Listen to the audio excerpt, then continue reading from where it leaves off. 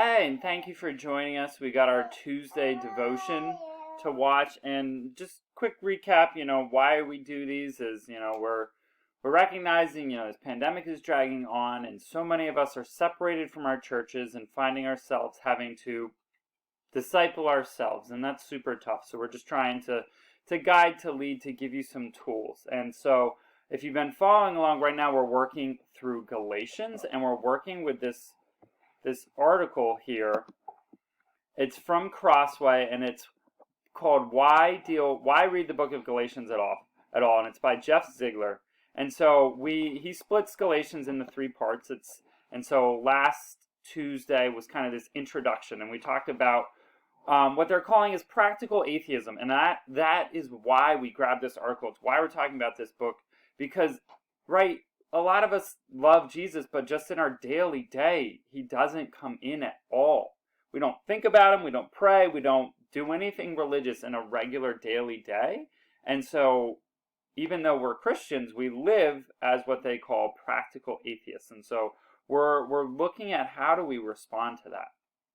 And so, the part 2, so chapters 3 and 4, so when you're done this, go ahead and read those. But the thing I pulled out from chapters 3 and 4 is Paul just sounds so mad, right? He's taking the point of that your salvation, this is not drawing. Here we go. Your salvation is all from Jesus on the cross, right? He's yelling at the Galatians because he says, you're trying to do this, you're trying to do that, you're trying to save yourselves, you're trying to add things, make yourselves better, when really it was all the cross. It was only God. Jesus' death on the cross is what saved you. And it seems like this is going to be a short video, and it seems like almost too simple, but I would say that this is probably one of the hardest parts of Christianity, right? We're just inclined to want to make ourselves better. And I think that's, a God-given principle in ourselves, but we pervert it. We make it the wrong thing. And so my excerpt from the article I want to read here with you guys is, this is Jeff's kind of thoughts on the second 2 and 3. He says, yet the gospel teaches us that all we really want and long for comes from God, and it comes to us as a gift to be received by faith. When understood rightly, our entire lives can be lived as a joyful response to all that has already been done for us by God. That's amazing, right? Our entire lives